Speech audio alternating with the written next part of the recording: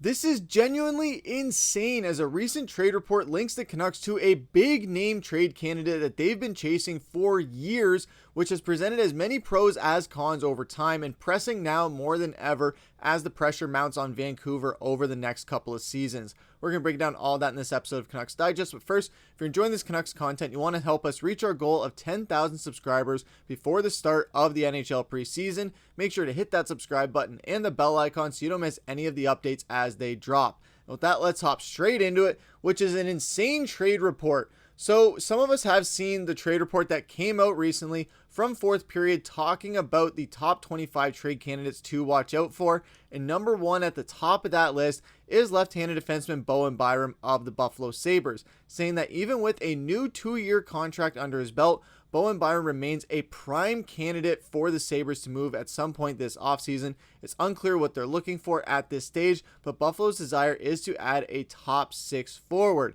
And the team's reportedly linked right at the top there is the Vancouver Canucks. And right off that, you also have the Hockey News coming out saying that the Buffalo Sabres should be in the market for an impact top 6 forward after dealing winger JJ Peterka to the Utah Mammoth for defenseman Michael Kesselring and winger Josh Doan. But the opening weeks of free agency did not provide GM Adams with an opportunity to replace Peterka's production, and with the 2-year deal signed earlier this month with Bo Byram, Adams will have to try and acquire a scoring forward with younger players, prospects, and or draft picks. Now, one of these teams that does have a lot of prospects that they could deal out is Vancouver, and there's a lot of implications that we're going to get into in just a little second here. But looking at Bowen Byram overall, drafted number 4th overall by the Colorado Avalanche back in 2019, and when you look at his stats, he brings a lot of production. He's dealt with some injuries, but he did play a full season last year. He does have a Stanley Cup as well coming in that 21-22 season with Colorado. He is a hometown kid from Cranbrook, BC, so it would bring a lot of reason as to why Vancouver wants to bring a guy like that into the team. However, when you look at his contract, he just signed a 2-year deal. Now, a 2-year deal like this is typically prime for teams to want to trade a player because they're at least getting their money, and then they're at least going to be able to move them because they're on a 1 to 2 year deal, and they can give them an opportunity to go get a better deal with another team if they make a trade for him. So yes, this contract that they gave him isn't necessarily a guaranteed contract where he's going to be staying in Buffalo for the duration of that. With these 2-year, 3-year deals, that's where we see a lot of trades happen, typically before they go into the final year of that contract. Well, this is a prime year for that to happen for Bowen Byram and Vancouver. But when you look at Vancouver's cap space situation, they don't necessarily have the space to work with necessarily as far as going and getting a guy like Bowen Byram. Now, we've talked about it with Marco Rossi before, how the Vancouver Canucks would be in a very scary cap situation if they were to go and get him. However, but looking at some of the projections where you look at Vancouver and in their depth chart, there is more opportunity where you can move some players around or less players around to make this possible deal happen with Bo Byram rather than Marco Rossi, who's going to be demanding a much higher price tag as far as an offer sheet goes. But with Byram, you're getting him at 6.25. That'll expire in 2 years. So you look at where you can kind of move guys around. And with Buffalo looking for a top 6 forward, you guys have heard this name time and time again when we're talking about trades for the Canucks. But Niels Höglander seems to be the only person that fits that bill for Vancouver to trade off. $3 million price tag. Well, when you look at what Vancouver has in cap space, you free that up, you get your 6.25 that you need, 6.27, so you stay a little bit under the cap somehow, but it would take Vancouver exactly to what they need to make a Bo Byram deal happen because he does have that $6.25 million contract. And after that, you can make an extension with him, of course, if you want to keep him in Vancouver, because then you would have a lot more cap space to work with because the cap is going up. And just looking at how Byram would just fit as far as on this depth chart, where I don't necessarily see it making sense is unless they're trying to have DPD work on more of the right side than the left side, because he can play both sides. And then you bring in a guy like Bo Byram, he's not going to be a bottom 3 guy. So Marcus Pettersson would probably get dropped down to that third pairing, and you bump Byram up. However, within that size and with Myers pairing with him, I don't necessarily hate that pairing of Byram and Myers, but Byram and Forbort I think would be very appealing. But again, this could be something where Vancouver is trying to move Derek Forbort out if they go get Bo Byram. So you move Derek Forward out, that's $2 million they free up. You move DPD over to the right side, then you can put Byram in there with Tyler Myers or with DPD on that other side, probably with Tyler Myers to give a bit more speed with that, to get a bit more size with the size that Bo Byram brings. But looking at it overall, how the Canucks stand right now, we know that they're fine on defense. We don't need necessarily a lot of help, but where we do need help is in the forward core, specifically at center. I would much rather see Vancouver go out and get a top 6 center that they can trust at that number 2 spot, or that can rotate into that number 1 spot if PD needs to take a rest or just needs to drop down and just shake up the lineup a bit. You go out and get a guy that you can trust at a number 1 and number 2 spot at center. Filip Hronek, he's not that guy. Teddy Bluger is not that guy. Aatu Räty is not that guy. Vancouver needs to go out and find someone who is that guy, like a JT Miller type, who can be a reliable 1 center and as well as a constant number 2 center who can just make that jump up to the first line if they need to for a game or two here and there. So within that, if Vancouver goes out and trades Nils Höglander, you're going to be depleting this forward core even more than they already are, having to rely on prospects that you didn't need to, that you already relied on very heavily last year, and look where it got Vancouver. A lot of that was because of injuries, so it wasn't necessarily within their control, but this is something that is within their control. Max Sasson is not going to be ready to be a number 3 winger. There is a lot of holes here when you're looking at Vancouver, that if they were going to go out and make a deal, unless there's a winger paired with Byram, then they can trade Höglander with Derek Forbort.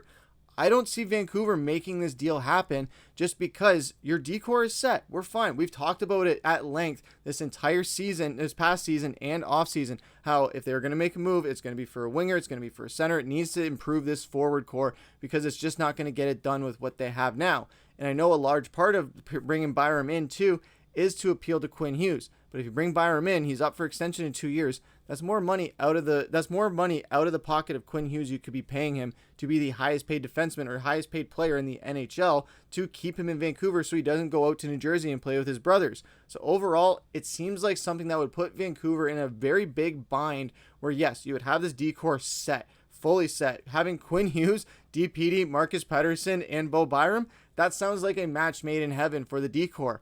But at what cost? At what cost to keeping Quinn Hughes happy with the decor? Is he going to be happy with seeing the forward core take a massive dip in quality?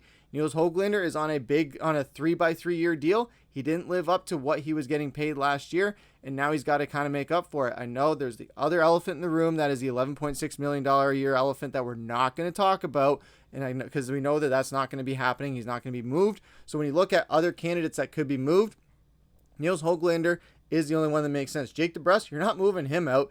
Drew O'Connor, maybe, but 2.5 is not going to get you to that 6.25 that you need to bring in a guy like Bo Byram. So Nils Höglander is the only one that makes sense. You just extended Boeser, that ain't happening. You just brought in Kane, that ain't happening. You just extended Garland, that ain't happening. So when you look at the usual suspects as to who Vancouver could trade, it doesn't leave you with many very options other than the one that's getting paid $3 million a year and not really showing for it, playing in the top 6. That's the only one on there, aside from Elias Pettersson, where you can make a case that of the top 6 guys, he's not performing up to snuff.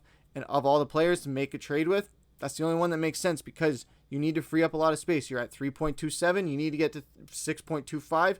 That $3 million, that gets you to 6.27. Boom, there you go. So if Vancouver is considering this, that is something where that's the only way you're going to make this happen, unless you're dealing with Derek Forbort and you're getting a cheap defenseman in return for that as well. That is where I can see it making sense. But overall, this doesn't make sense for Vancouver to go out and do. It doesn't make sense for them to compromise their forward group even more unless they're getting a cheap forward in return with Bo Byram and a cheap defenseman. Or within that, you have Vancouver looking at it going, no, we're fine. We need to go out and get a center, if anything, or another winger to bolster that down because Max Sasson is solid, but he's not going to be the one that makes a difference in the playoffs when we need depth scoring. Could be wrong. I'd be happy to be wrong on that. I'm always happy to be proven wrong when it comes to a player overperforming rather than underperforming. But then you look at also Buffalo's side of things. I don't think even they're serious about trading Bo Byram just because they just extended him. Yeah, it's a deal where you could see a lot of players getting traded on it. But with them wanting to keep this team young and wanting to keep a bit of it together despite losing Peterka, that's something where I don't necessarily see them sacrificing it unless the price is right. And with Vancouver, Nils Höglander could fit in Buffalo. Don't get me wrong. However, I don't know if this is going to be worth it for Vancouver financially. Yes, the cap is going up, so they're going to be able to do that. But this is just going to be another big extension you're going to have to be worried about in a very short time. And that iceberg is going to be coming very, very fast, especially if they want to get a deal with Quinn Hughes done sooner rather than later when it comes to his UFA status. So what did you guys think about all of this down below? What do you guys think about the possibility of bringing in Bo Byram on a trade for maybe Nils Höglander, maybe some other players? Let us know what you guys think down below of what a trade to Buffalo would look like. Nils Höglander and Derek Forbort for Bo Byram and a cheap forward, or somebody else to free up some cap space. Let us know down below. Or do you think absolutely stay away from this? Stick with what we have as far as the defensemen are set, because other than an injury, I don't see Vancouver needing to have to make this move. We're pretty good there on the left side with Hughes, Pettersson, and Pettersson. Unless there's an injury mid-season, I don't see this happening. But as far as but we could be wrong. We see a lot of things that are crazy happening in the NHL last year with the Vancouver Canucks. Daniel Sprong just was moved out of nowhere as soon as he got there. So we could see something like that where maybe they trade Evander Kane. Who knows? I don't see that happening though. But as far as before the season starts, I don't see Bo Byram being traded, period. And once the season starts, maybe if there's injuries, God forbid there's injuries happening for Vancouver, that's the only time I can see Vancouver considering making a deal for Byram, because they're pretty much set on that left side. But could be proven wrong. The NHL is a crazy place, so we could see some insane stuff happening. But what do you guys think about this? All down in the comments below. And what other moves do you want to see Vancouver go out and make this offseason? I know we talked about on the left side of the defense. We talked about the wing. We know that they need a center. So which center is out there? I know there's not a lot of free agents out there. So which trade would you want to make? And is Nils Höglander on that trade? I know it sounds like we kind of dog on Nils Höglander on this channel because we're talking about him in trades so often, but it's the only one that necessarily makes sense when you look at the contracts that we have, the money that we're paying out to guys, and the term that we have them on and where they're at in those current terms and what their production is. Nils Höglander is the only fit. So that's the one thing we got to think of, and I don't know if it's going to be very likely that we are going to see him on this team past the trade deadline, but it could be wrong. Let me know if you guys think I'm wrong or crazy on that one, or do you think there's a possibility we see him move. But that's going to do it for this episode of Canucks Digest. Make sure to leave a like, comment, subscribe, hit that bell icon so you don't miss the new episodes. It's going to be a very busy summer before the preseason starts, so you won't want to miss it. But for now, I've been your host, Griffin. Take care.